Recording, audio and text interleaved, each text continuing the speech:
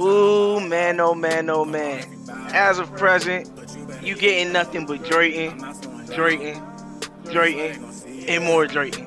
And this is officially off the rim. Ain't no way around it. Ain't no way around it. Cause I'm tryna ball out. Come on if you bout it. But you better keep up. I'm not slowing down. I swear they gon' see us. Ain't no way around it. Ooh, they got me traveling. They got me in places I ain't never been. But alright, let's get into that fast break.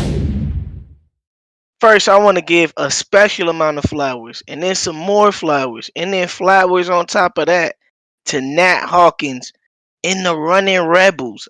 I mean, it was one thing to be an underdog. It was another thing to play that game as tightly contested as they did, and then they played down two players and still pulled off the upset. I think if anybody was concerned or sleeping on Nat Hawkins' ability to put the ball in the basket, to defend, to be a true big, even though he's undersized, you dead wrong for that. Nat Hawkins, UNLV, come get y'all flowers.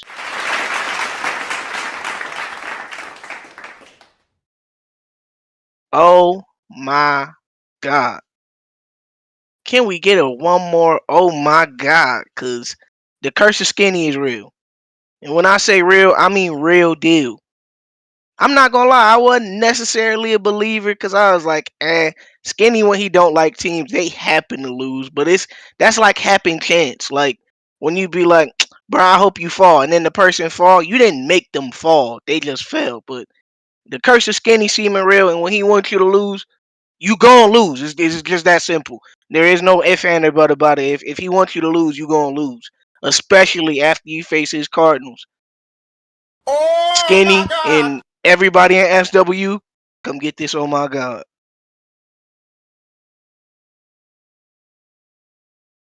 We're gonna get into the shocker of the week. I mean, the shocker of the week is not really a shocker. At some point, the ship gotta be right for some of these teams. Miami, Syracuse, their performance as of recent has been beyond unacceptable.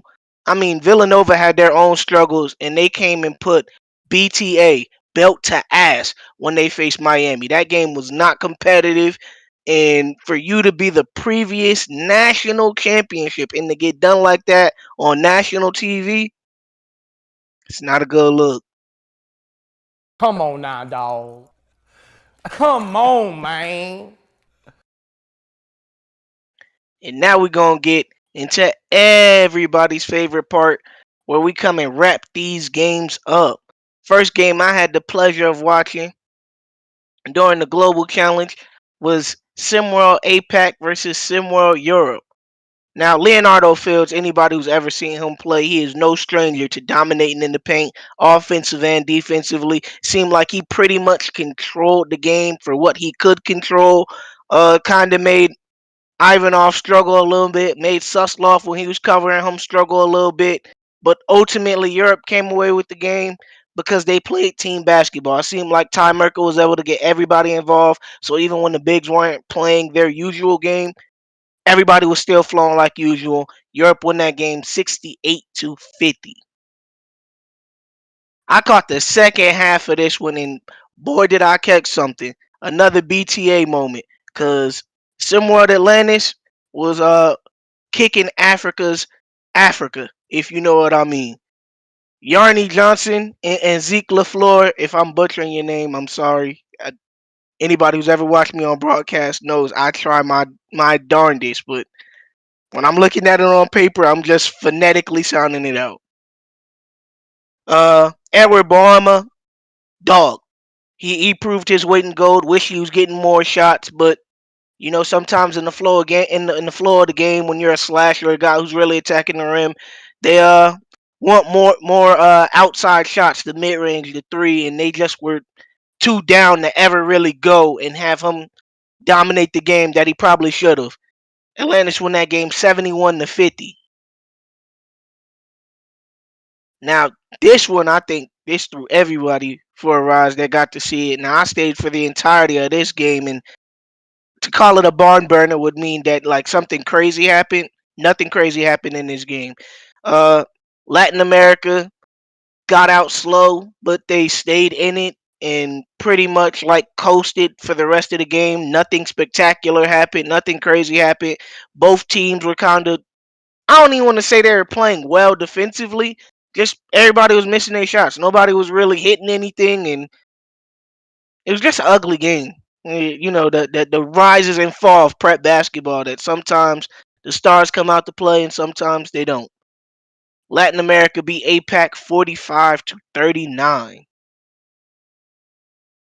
Now this one, I don't even. Uh, Very rare do you see the patented Coach Drayton head scratch, but I don't even got no words for this. This was embarrassing. Atlantis, I think from start to finish, kicked their ass like that. I try not to curse, but everybody on Atlantis did whatever they wanted the entire game, and I don't think Oceania is as bad as the score indicates. I mean, they have talent.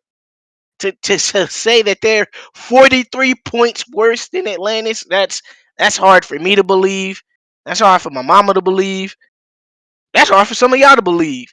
But ultimately, this Atlantis team, I think they're the odds-on favorite in the SimWorld Hoops Global Challenge. I think this team, with how they're currently playing, I don't think anybody beats them in this tournament. They beat SimWorld Oceania 87-44 in a 43-point mollywop.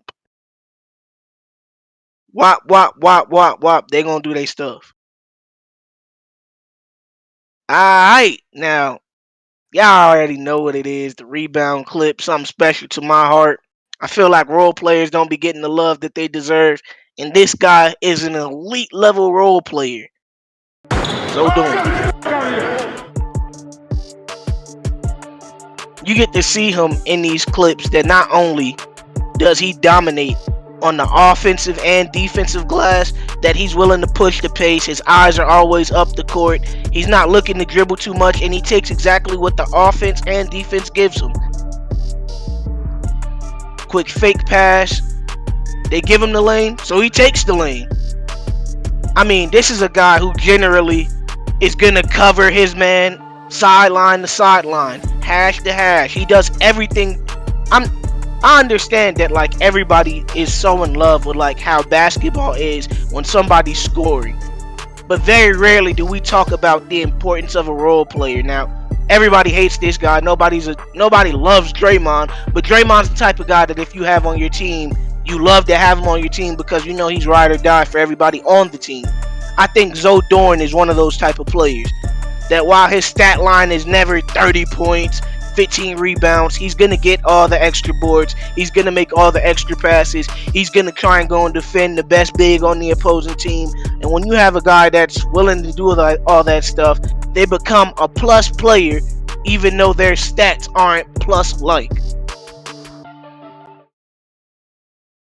But y'all tell me, what y'all think? Who's the best role player in SimWorld Prep? Who's the best player in SW? Who's the best role player in SWBA? Y'all hit them threads. Y'all tell me what y'all think down below. I got my own opinion, and I'm willing to bet on anybody that there's role players that are role players that they don't even consider role players. But if you want more, you got to get it off the rim, sucker. And remember, SimWorld, the only place where you can see the game and be the game. We out.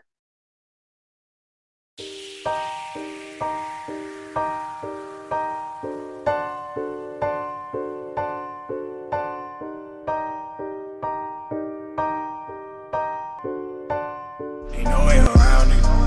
Ain't no way around it. Cause I'm tryna ball out. Come on if you bout it. But you better keep up. I'm not slowing down.